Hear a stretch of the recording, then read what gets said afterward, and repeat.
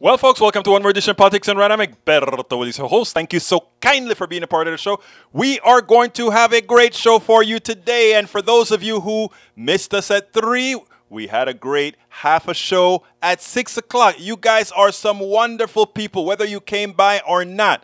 Hey, if you see my face a little smoother today, my daughter came in and said, Daddy, I got to fix up your face because you know what? I guess, I don't know if she thought it had too much crackles or what. So she put a little bit of something on my face. And you know what? I kind of like it. But anyhow, how is everybody doing today? How is everybody doing today? There was another show today, Michael, but that was a playback of the other show since I know a lot of people weren't there. But anyhow, Michael, I'm feeling a bit better, but my headache is killing me. That sinus headache from being out there in the elements, I guess, is what's doing the magic right now.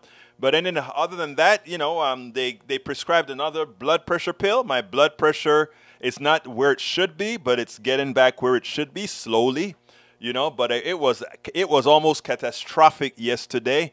I mean, you know how catastrophic it was. I actually made an appointment and bogarted myself into an appointment with my guy. I'm like, look, you're the only guy that has ever gotten my pressure under control.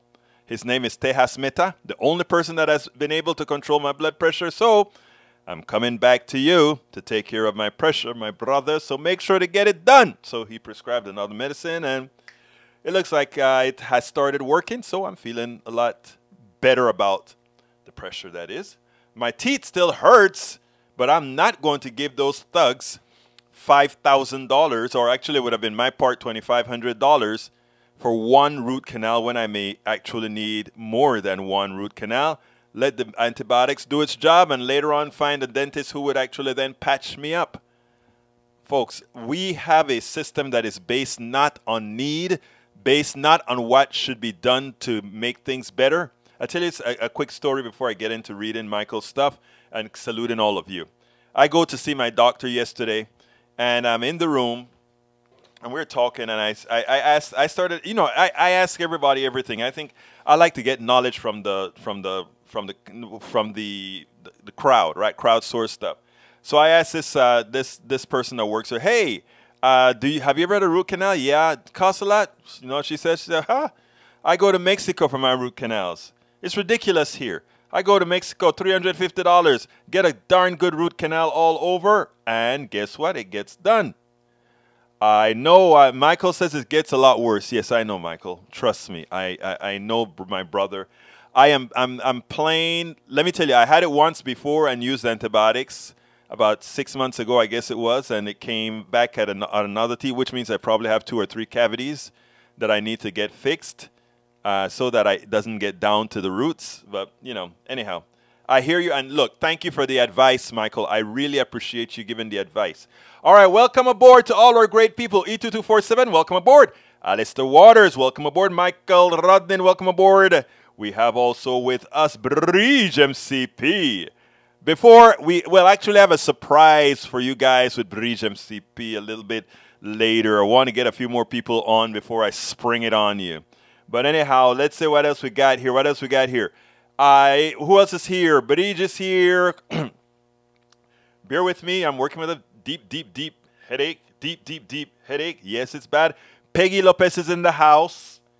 I think I called that Alistair already. Maywood is in the house. Thank you guys for being here.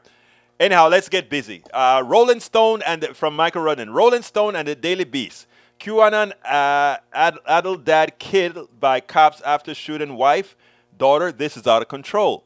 Man murdered wife, shot daughter after being sucked down a rabbit hole, family confirms. The family and his later mental health worsened as he became drawn into the conspiracy theories, according to his daughter, and the election. He started to believe that some leaders were in fact alien lizard people in disguise. These people are nuts. A French conspiracy theory, even though a QAnon supporters. Rebecca Lewis said, family members tried to pull her father out of the belief, but arguing with him was pointless. Rebecca, who was at a friend's house when the shooting occurred, said her father had always been prone to mental issues, but he'd grown more agitated as nobody could talk him out of them. Rebecca said at him, it's really shocking, but it really can't happen. It can happen to anybody. Right-wing extremism is not funny, and people need to watch the relatives. And if they have guns, they need to hide them or report them or do something. Yes, I agree. I am shocked. I think this is Rudden. I'm shocked and I don't even know what to say. Rebecca wrote, F you, QAnon. I hope the FBI tightens it up. And thank you, lackeys in prison and hell for poisoning so many people. QAnon have blood on their hands. Where we go, all right, accountability is required. So true. Okay, Michael Ronan also have San Francisco Gate. The Emmys teleprompter tells John Oliver to stop now during acceptance speech. In his acceptance speech, he spoke of the thrill of meeting Steve Martin and Martin Short for the first time and expressed appreciation towards his staff as well as his wife. After he boilerplated thank yous, Oliver started speaking about the creative freedom that HBO allowed him on his show. Thank you to HBO as well. We know how lucky we are to get to make the exact show that we want, exactly how we want to make it.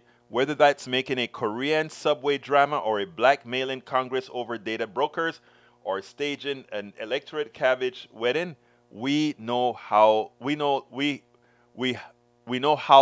lucky we are. Mistake there. It's saying stop now in big letters. I don't know if that's the speech or in general, but either way, it's a fair point. Thank you so much. It was only roughly 45 seconds in his speech that Oliver was cut off, recalling his segment on data brokers and our lack of internet privacy got the Emmys censors panties in a bunch. Wow. Wow. I love John Oliver, though. You got to love the guy, right? Okay. Pointer and the Rap. A revelation in Maggie Haberner's new book stirs debate about reporters withholding information. The New York Times reporter book includes an eyebrow-raising quote from Trump about not having the White House, about not leaving the White House. Should she have shared it sooner? Of course she should have. We know that. A lot of these people decided to hold back and then write books, right? That's what it's all about. The basic girl is that gist is that Trump bought his own lies and believed he was cheated in 2020 election. I don't believe he believed that. Then was asking everyone around him to do the coup, even including the valet who served him Diet Cokes. We should have been told about this back in January 6th happened, or at least shortly afterward. I agree. But you know how it goes. Anyway, guys, you can read the rest of that. Keith Olbermann tweeted in response to these articles, Trump says, I'm just not going to leave. Oh, good. Another fact vital to the safety and continuation of the nation, that Maggie Haberman withheld from the public for many months, if not a year and a half, so she could put it in a book, in an effing book. That's what they do. You know, anybody think that they care about the country? Do you think that a lot of these politicians care about the country? Why do I have to pay $2,500 for a root canal? Come on now. All right, let's see. Let's see what's the last one. Republicans keep showing us who they are. Lindsey Graham introduces federal abortion ban. I'm not going to read that one, but here's the deal. These guys don't understand how bad off they are, but let them keep doing what they're doing. Bridge MCP says UT Health Houston School of Dentistry offers 3 levels of service in general dentistry. A cost is your major concern. Our student clinics provide the most affordable care, but please allow extra time for each appointment as students work at slow, careful pace under faculty supervision. If your time is precious, appointments with our faculty practice UT Dentals last about 45 minutes. If you need fall somewhere in between, take a look at graduate clinics where new dentists gain experience and expertise in their chosen specialties. Oh, you are so sweet. You are so sweet. I am going to look into that because I'm going to look into that and also advertise that. Okay, let's continue. Let's continue. Who else we got here? Para ver. E2247 says, hello, folks. Breach MCP says, Egberto, read my comment on the teeth. I just did, my beautiful lady. I just read your comment on the teeth, and I'm going to take that advice. Hi, all, from Peggy Lopez. Even Medicare is a scary form of medical coverage. I hate hearing everyone call for Medicare for all rather than universal health care. I hear you. What I want to do is healthcare for all. Medicare has gotten a bad name. Medicare for all isn't Medicare, but it's hard to say that when you have Medicare in the name. I read you. I read you. I get you. Okay, who else is here with us? Peggy Lopez advertised. Michael Renes said, Egberto, the QAnon slogan, where we go one, we go all. By their own twisted view, they're culpable. Agreed. Peggy says, I love anyone who makes me laugh at these times. Ha ha ha, coo, coo, coo, coo, coo. I hope that made you laugh.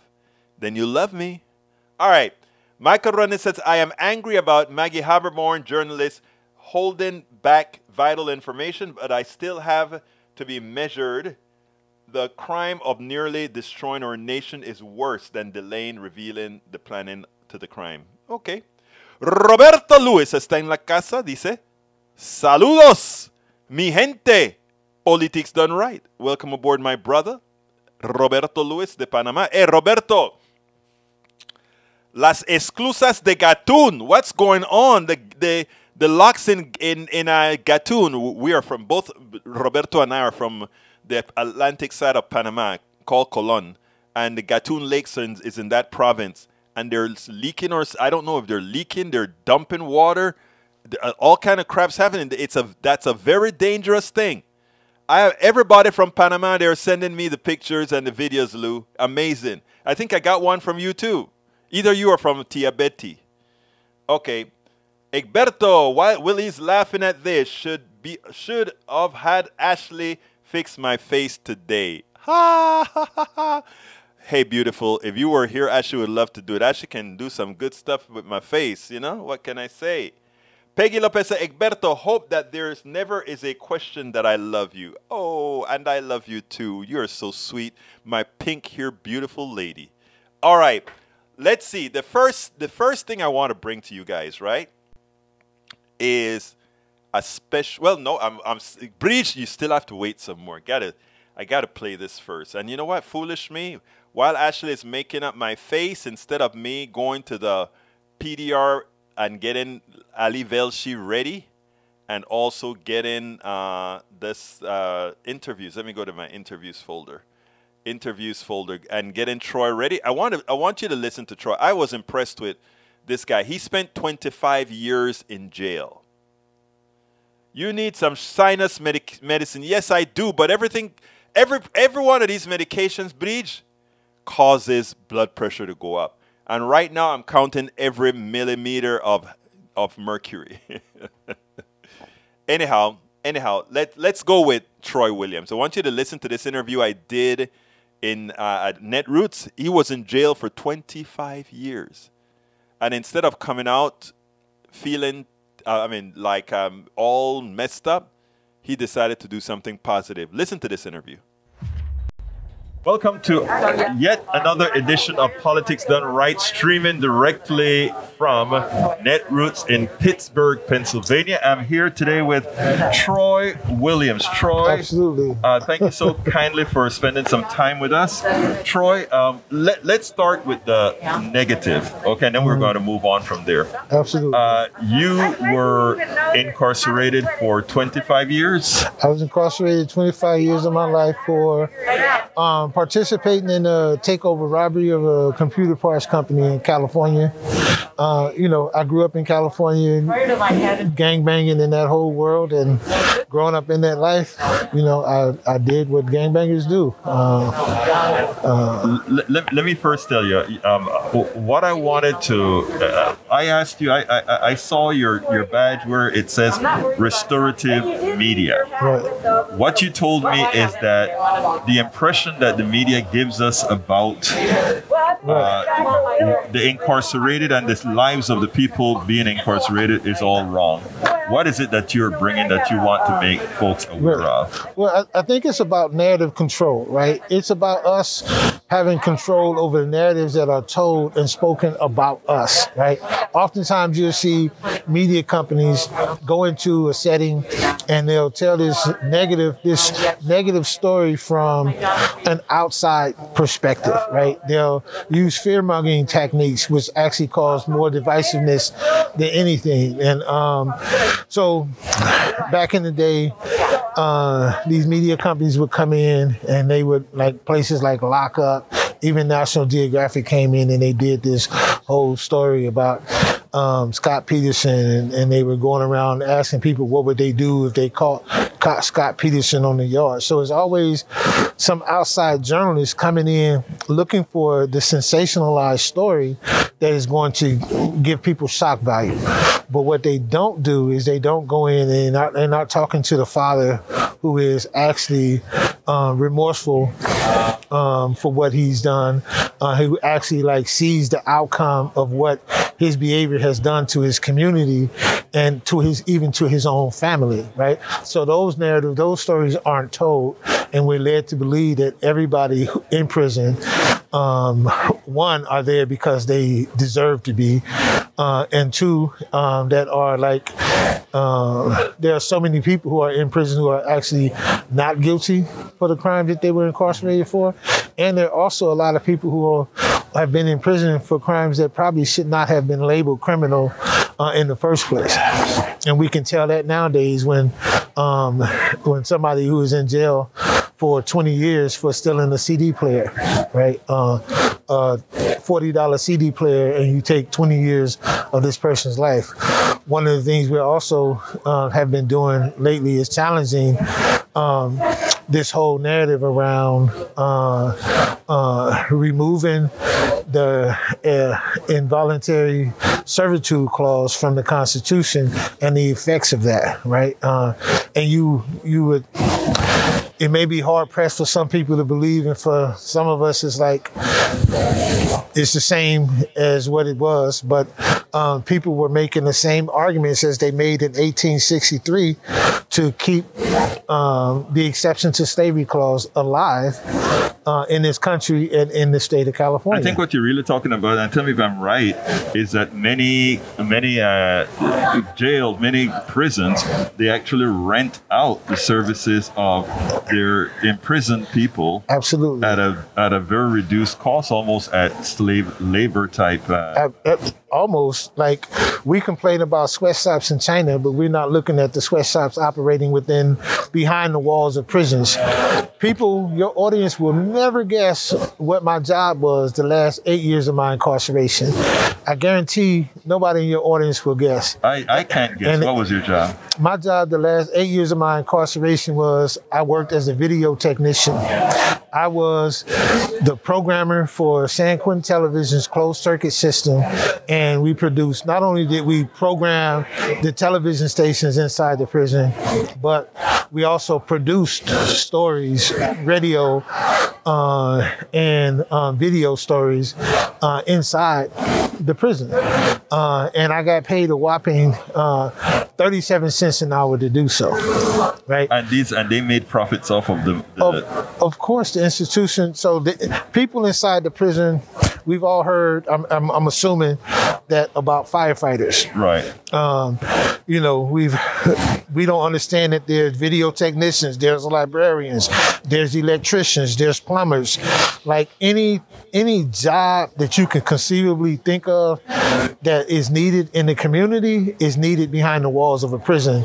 And incarcerated people, specifically, I know in the state of California, and it is my assumption from talking to people around the country, it is equally the same, that they work these jobs inside of a prison. And in many cases, they're getting paid pennies on the dollar if they get any wage at all. And you know, this is very interesting because I think earlier on in several of the programs that I do, we talk about crime and how it's handled and how it's punished, right? Mm-hmm. And we have somebody that goes into a 7-Eleven and take a candy bar, a misdemeanor, or somebody who maybe grabs enough money, cash out of a register and run that makes it a felony, and they spend years in jail. Right. You spent 25 years in prison. Right. They spend all this time in jail or prison, and we have the petty, we have the criminals, the real criminals, corporate executives that cost you your life for thousands of dollars, cost the lives of many of people based on their policies, and they're respected in society. There is a determined problem in what we call crime in this country. And I think when you talk about, restorative media, I think you are trying to do something that we hope to do as well, and that is change the narrative. Change the narrative of what a criminal is. Change the narrative of what you do. We have to change that narrative. And I do want to say this, that I in no way, for myself personally, am attempting to reduce my accountability for the harms that I caused to my own family, to society, and even to the victims of the crimes for which I was found guilty.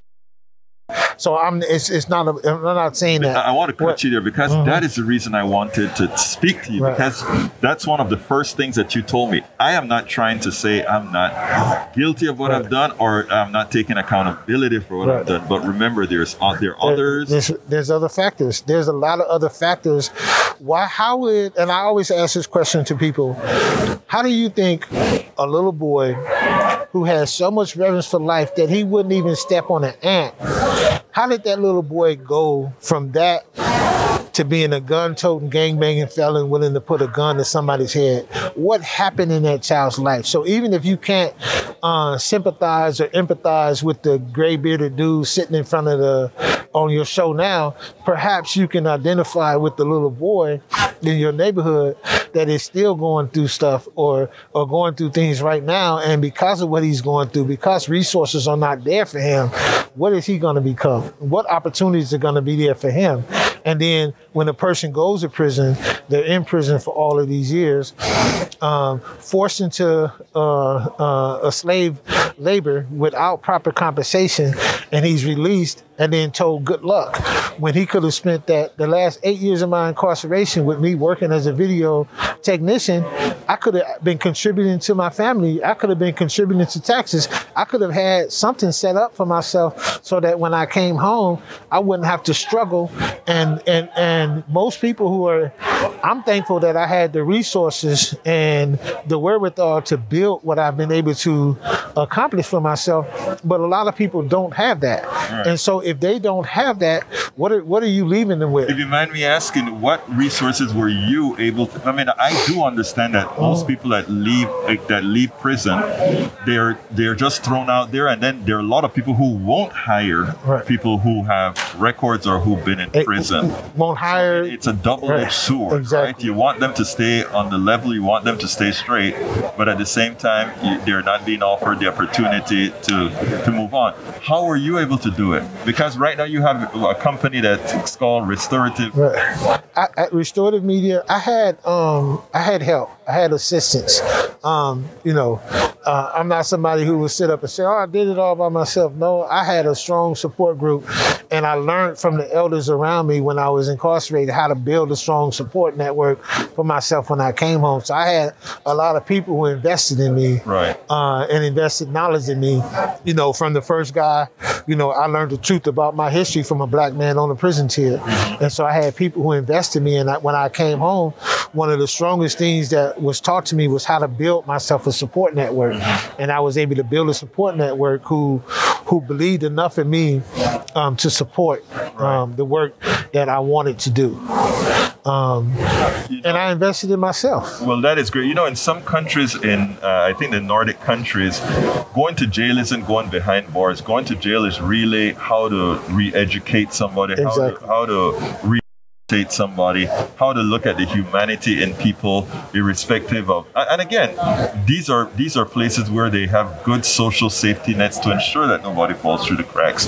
I think you're proof positive that positive input into everybody actually gains mostly positive outcomes. Would you agree with that? I would definitely agree with that. Right? I would definitely agree that thanks to the men on the tiers who supported me, thanks to the tons of volunteers who came inside the prison to build, and also thanks to there were certain correctional officers inside who ensured that we were getting what we need. Like, I wouldn't be in the position that I am if the warden of that institution had not allowed cameras in and permitted me to sit in the studio and play with these cameras for years on end, right? And even though there's this larger system that has to be held accountable for the slave type of mentality that exists, there's this larger system that has to be held accountable for that. There are individuals in that system who actually want to want things to be better, that are working for the betterment. And I think we all need to come together and figure out how do we make this system that is gonna be equal and fair and just and equitable for all of us. Troy Williams, it's been my pleasure. It's been my honor to speak to you. I've learned a lot, but most importantly, I think the audience needs to listen. Absolutely. This is what, and I think you cop to this. This is what real rehabilitation and investing in folks look like. Absolutely. And you're returning it back. Absolutely. Many times over. It's my duty too. Absolutely. Thank you. Absolutely. Appreciate you, sir. All Absolutely, right. sir. Troy was even more impressive with the conversation that we had over. We went through PTSD and a whole lot of stuff that he went through that we didn't get on air. You know, we had already removed mics and all of that. That would have made a good addition to the story. But anyhow, it's time. It's time. You know what it's time for? There is a special woman that we all love. Her name is BMCP. Bridge MCP. Check this out. Is she sporting our stuff or what? And look at that New York, beautiful New York background. She's got the cup that she designed for Politics Done Right. Again, the woman you're looking at there, she designed that cup for Politics Done Right. And she's wearing her Politics Done Right t-shirt and cap. I love this woman. She is a hell of a supporter. Let me tell you something, guys. All independent media men need their good, solid supporters. You know, those that are going to say, you know, I'm going to help you out when you're having that headache and you need, or you're running to the doctor and you need to get a message out. I'm there for you. Hey, I'm there for you if you need something. Bridge MCP. Thank you so kindly, my beautiful Bridge MCP. And we have quite a few of those. You know, my hermano in the room, Roberto Luis, my hermana, Alistair Waters. All of you guys are just wonderful people. Peggy Lopez, our supporters, man. May Wood. I mean, you guys are like, you know, what is it? What do you call it? You call it, you guys are into the revolution. And of course, we can't leave out, you know, the guy that is here with our stories every day, Michael Rodnin, AVQ, right? Look, I love you guys. Love you guys. You guys are just wonderful people. And of course, you know, Daniel Ledo had to say, supporters is the new Mark 6 word for sycophant. Don't we love the comic relief provided to us freely by brother Daniel Ledo? We love you, Daniel. You can say anything you want, Daniel. We still love you. We love you, we love you, we love you. All right, Michael? We really do. Ask Bridge. We do. E2247 is also a supporter. Man, I tell you guys, I love you. Anyhow, let's continue with the program. But before, I got to go ahead and throw in our ask, because it's that time. Politics Done Right depends on you to keep doing what we do. What do? We make sure to keep, number one, the internet seeded with blogs and information to counter the right and to present what progressives represent for the benefit of us all to everybody, so that it's not misread, misled by any other entity. We make sure and populate that internet with blogs, with videos, with all these other things to make sure that we are informed and to counter everything that you normally hear that are lying at the right. We also make sure to create articles in magazines, articles in newspapers all around the country to ensure, again, that our message gets out there. Last but not least, we also write books. As you see it, Class Warfare, the only resort to right-wing doom, How to Make America Utopia, are two of the many books that I've written on these issues. So please support us in one of many ways. Numero uno, you can support us at PayPal, either one time or monthly. Go to politicsdoneright.com/PayPal.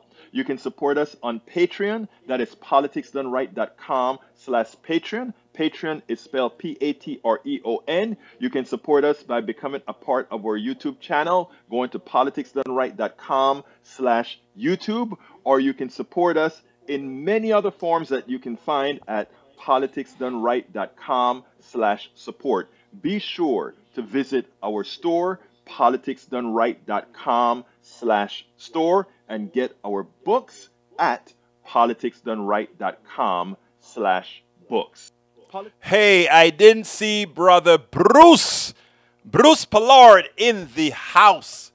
Bruce is not only a supporter of our Politics Done Right show here at on the internet and YouTube and all these internet channels, but brother is also a support of KPFT 90.1 FM Houston, where Politics Done Right appears as well. So we have a lot of great supporters of independent media in the house. If you are here and I forgot to call you out, please, por favor, put your name in there so that I can call you out. You know that's what I like to do, my peeps. That's what I like to do. Oh my God. Okay, I think I can get this on the screen. Let me see if I can get this on the screen. This is one, we pass these locks all the time in Colon. Let me put that on the screen, Roberto. Check that out. Oh my God. That is, let me tell you guys what you're looking at. You are looking at one of the locks that brings ships down from the Gatun Lake down into the Atlantic Ocean. So that is about 83 feet above the Atlantic Ocean. So the ship has to be brought down 83 feet so that it can land into the ocean. That's an accident. What that means is that the locks that's above that is leaking because they do it in 3 stages. What that means is the lock above that, the tunnel remains open and all the water is flowing through those gates. It's draining Lake Gatun. Well, that's not a big enough flow to drain Lake Gatun because it's probably the river is probably flowing at a faster rate than that. But that could get very dangerous if that were ever to break open and all the water. Yeah, oh, wow. That is some serious stuff. Okay, I brought you guys. Hey, thank you for, hermano Roberto, muchas gracias por mostrar la película ahí. Thank you so kindly for showing us the little picture there. Amazing.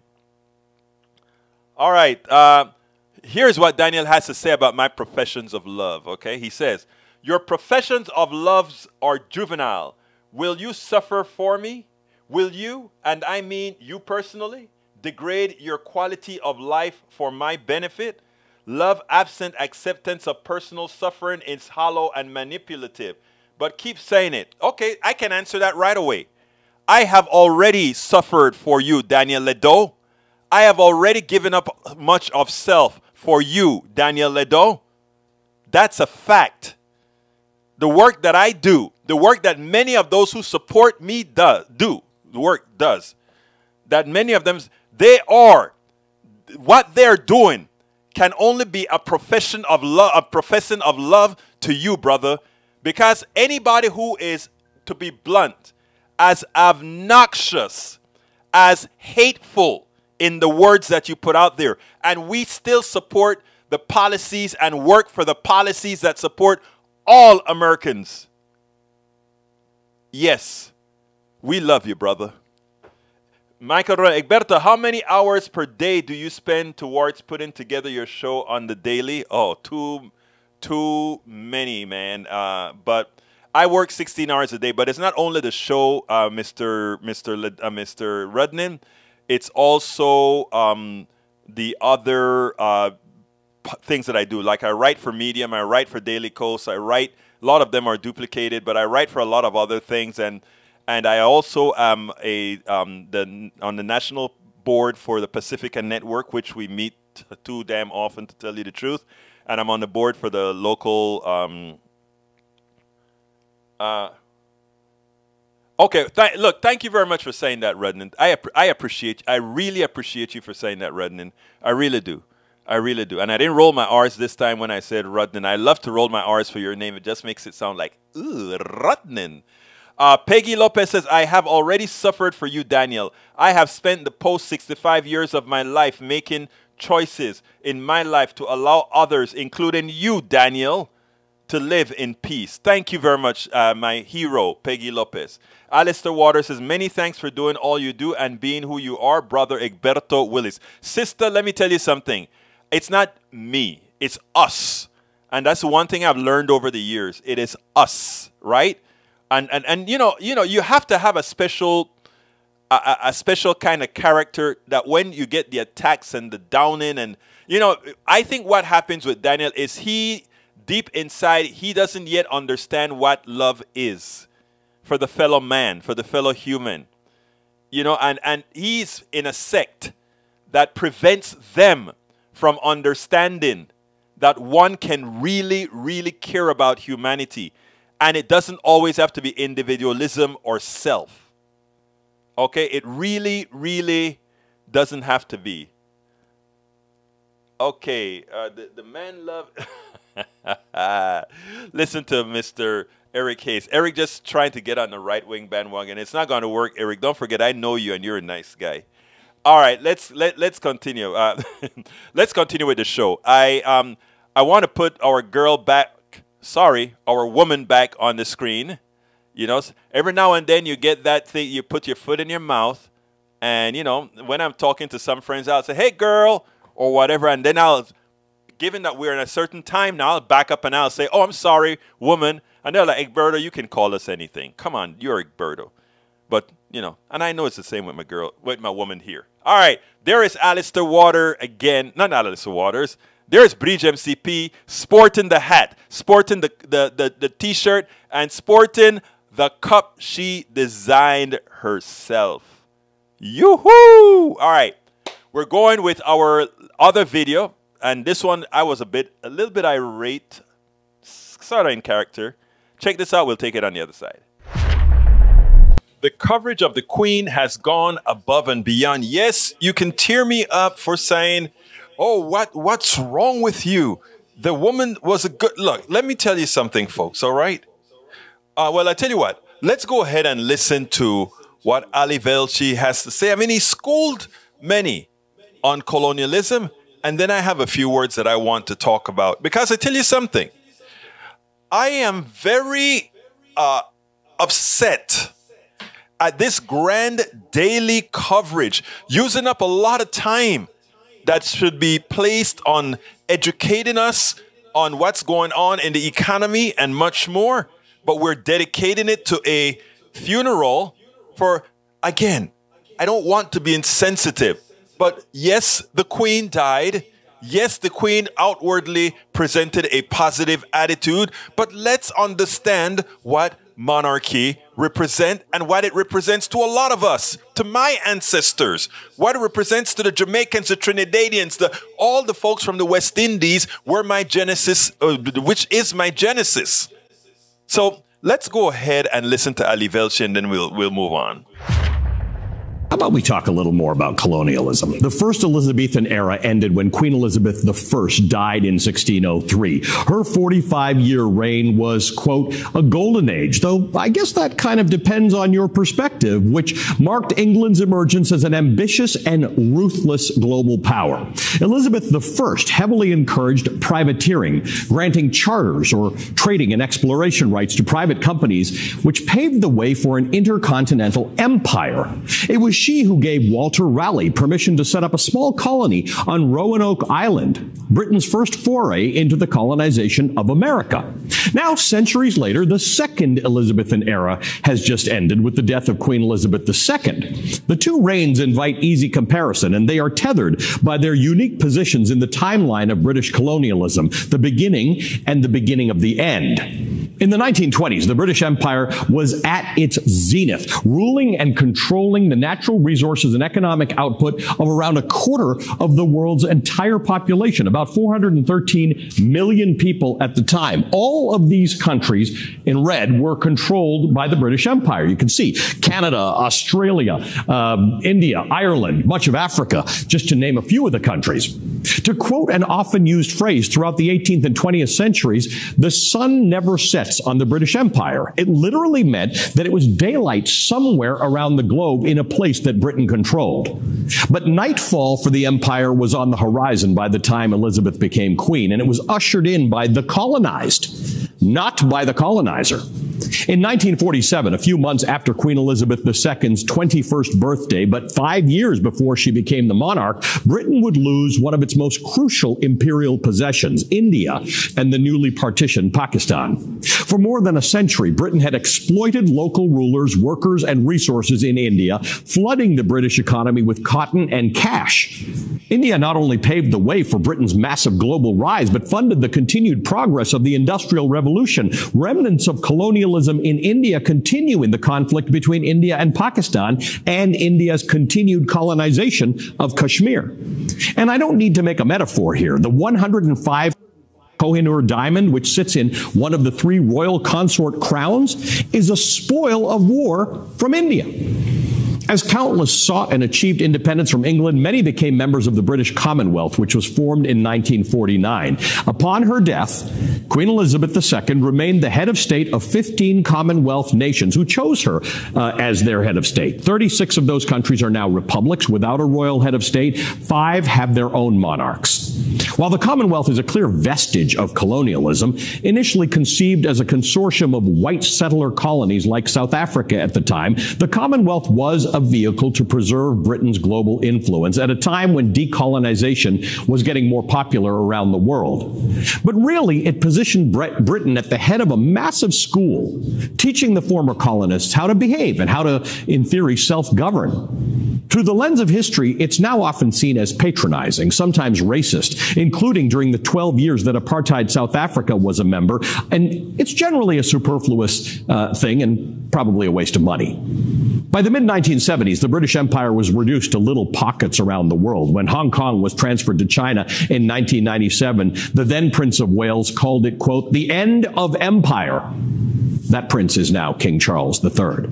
Colonization, British or otherwise, was economic exploitation, violence, and racism. Decolonization, virtually never initiated by the British, was often a bloody and deadly fight for independence. Example after example. The U.S. Revolutionary War, the concentration during the Boer Wars in South Africa, the massacre of hundreds of Sikh worshippers in Amritsar, India, in under 10 minutes, by the way, in 1919. The death of between 20,000 and 100,000 people in the Mau Mau uprising in my birthplace of Kenya in the 1950s. The Opium Wars with China, and lesser-known atrocities like civilian torture in Cyprus. The continued mess that is Israel and Palestine today. All of it is the legacy of British colonialism.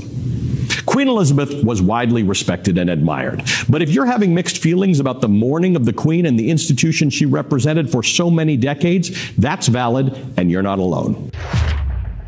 And that is important to understand. People say, what, let bygones be bygones. No, there are still, people are still living through the remnants of what the colonial world was. What is happening in Jamaica, what's happening throughout the world right now that was colonized. You know, colonized sounds too nice, right? When you say the British colonized all these other countries, that sounds pretty, okay, so they went out there and they put their rule. It was deeper than that. They went to exploit. Colonize is just a nice way of saying we exploit the people, we enslave the people, we took the natural resources of all those lands that we controlled and brought them to England, to the British. That's what it stands for. And she was the head of that, or she is, or was the head of that entire organization. And she is a symbolic head now who has just passed away, and now another king has risen to take on this same symbolic reign of an evil institution. And we have spent hours upon hours glorifying that which affected billions of people around the world. So I am not going to be kind with those who just want to say, let bygones be bygones, because in my humble opinion, bygones be bygones mean the demoralization of many. It also means some believing that others are better than they are. That is colonization. And the most shameful part about this is having the leaders of new countries that are part of the Commonwealth or were part of the Commonwealth or were colonized, that they are somehow attending a funeral of the person who is on top of that agency that colonized them. I mean, trust me, I understand why. It has a lot to do with money. Yeah, we be nice to England and or to the UK or to the British, and when we need the help of the British to get a few bucks here and there, we get it. Well, stop it. You don't need the British. The richest parts of this world are those places where the British colonized. They can stand on their own. I mean, again, they can stand on their own. The British Isles had very little to offer. That's why they ran all over the place and took over other fertile lands, other lands with resources. People, please, especially those who were formerly enslaved, either in chains, in mines, or otherwise by the monarchy or the monarchies around the world, we should have zero reverence for those people. Zero. Because again, that is a society that says we don't believe in democracy. We believe that there are a certain group of us that are inherently, rightfully owners of the world. We cannot have that. And believe it or not, it sounds nice and sweet when you're watching it on MSNBC and CNN and the Queen going through the streets, etc. It looks good. Look, I don't mean to be someone that's demeaning the dead or anything like that. Like I said, I feel for her family. I feel for them. But the glory and the pomp and circumstance that's occurring right now is doing nothing but removing the stench that is monarchies and colonialism. Absolutely, the stench that is monarchy and colonialism. Breach. Thank you so kindly. Breach gave us another super chat. Folks, you can follow Breach with that great super chat. And she says, give Ireland back to the Irish. 26 equals 6 minus 1. Then down below she put 26 plus 6 equal 1. Breach, that may be a bit over my head. You know, when I don't know something, I say I don't know something.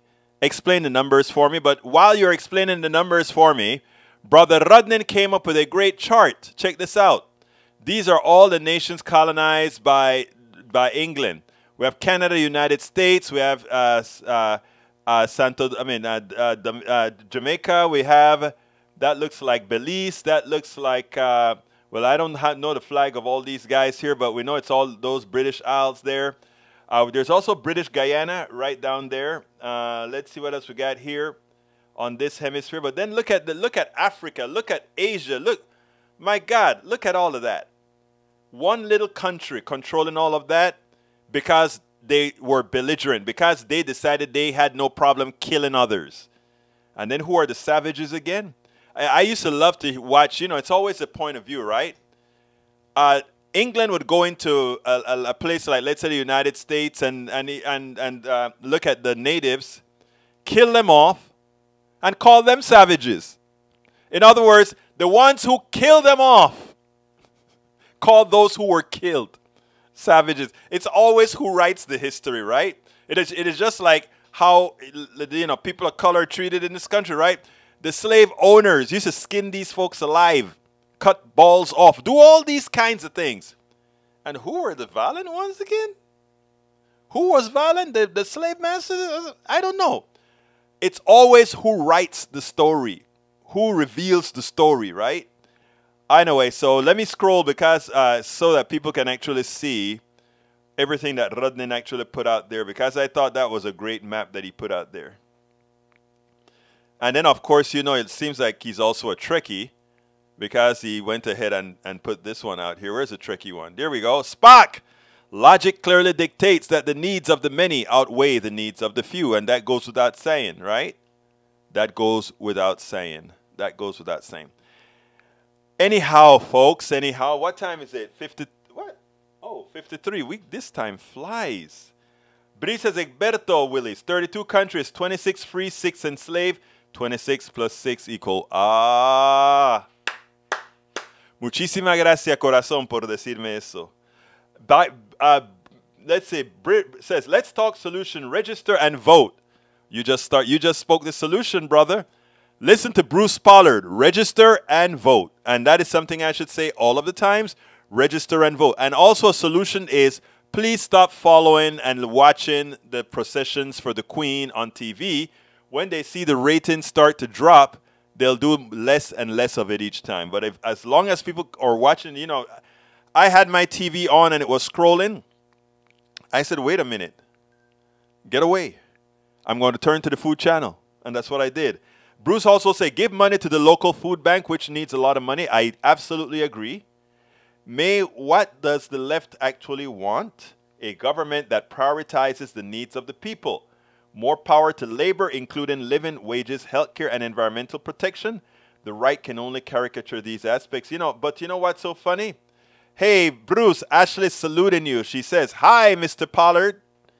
Eric Hayes says, vote out those that crap on the people. I agree. And that turns out to be Republicans. At this point in our history, vote out every single Republican. So please listen to Eric Hayes. Vote out every single Republican, because they pretty much, he defines who those Republicans are. I repeat, vote out every Republican. Alistair Waters says, I can't watch Food Channel. Makes me eat tons. Alistair, I went to the doctor yesterday. I have 20 pounds to lose, my beautiful lady. Actually, 23 pounds to lose.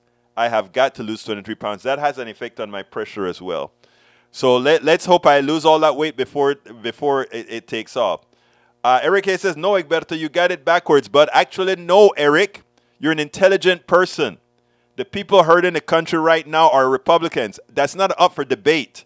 That's up for facts. The numbers say it all. No more arguing about that. All right, let's see what else we got here. Para ver. No, Eric, you don't realize it's you that has it backwards.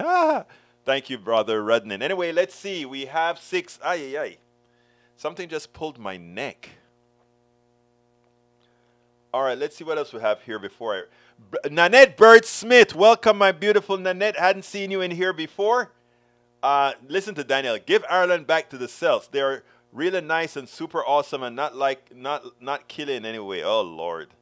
He just went and did a quick search. BGMCP says, Ashley, we got to talk about Pops. I wonder what are you guys going to talk about Pops, huh? All right, let's see what else we got here. Let's see what else. Para ver, we got, let's see. I think we're probably out. Anyhow, if you guys don't put any more comments on the screen, I am going to get out of here because we are at 50. Oh, I still have 3 minutes to give you guys. Egberto, like I said, I love Daniel like a fungus. Michael Rudin shows me a molar. Oh my God, he's thinking about my teeth, my tooth. Actually, I think it's going to be really teeth. Alice says, Egberto Willis, get high blood pressure, sinus meds. Well, you're going to have to tell me what those are because I sure don't know what they are. Once you tell me, I'll know what to do. Let's see what else. Michael Rudnin says, take it easy, Egberto. See you tomorrow. See you, brother Rudnin. Thank you for being here. You guys are wonderful. Let's see who else is in the house if I missed anybody before I go. All right, we're going to cut this about 3 minutes early because my head is killing me. And since nobody has any more messages, I will take off. So since usually I'm about 15 seconds behind, if in 15 seconds I don't get a message, I will be saying, arrivederci. Oh, there we go. Egberto Willis, I will tell you my sinus med for blood pressure. Thank you, girl. Maywood says, then in the same breath they claim that liberals and Democrats want to legalize abortions up to the moment of birth, etc. And then turn around and introduce legislation that would outlaw all abortions and criminalize women who seek such health care and doctors and deliver, and legislation that makes it harder for people to vote. There you go. All right, goodbye. Orhids to Egberto and onions to Daniel. Alistair says, coincide in HBP. Beep, beep. Coricidi. I will have to look into that. Anyhow, folks, my name is Egberto. First of all, please remember, folks, please support the show. I'm going to give you the link that has all of the different support links. That is politicsdoneright.com/support. Here it is. Please support us at that link. Maywood close out by saying there was a part before that last one. Oh, I didn't see it. Let me see if I see it real quickly. Let's see if I see it real quickly. Maywood. Maywood, it must have eaten it because I don't see it. I don't see it. But anyhow, I got to get out of here. My name is Egberto Willis. This is Politics Done Right. And you guys know how I hint. Oh, before I leave, I have one other thing. I think next week we're going to start having 2 shows on Monday, Wednesday, Fridays, because we are going live out of the KPFT 90.1 studios. And anybody in the Houston area, who, every so and then, give me a call, and you can come to the studio with me. My name is Egberto Willis. This is Politics Done Right, and you guys know how I end this baby. I am what? Out. We spend a lot of time deconstructing the news, trying to parse it into a form that everybody can understand. We try to find those little nitpicks where it flies above the fray, etc. If you really like these videos that we do, I want to ask a big favor. Please go ahead, number 1, subscribe to our channel, and number 2, please join if you can. Thank you so kindly for watching. Keep watching. Please remember to share. We must populate the entire internet with our progressive message, a message that we know is what most Americans say that they want. So help us, please join.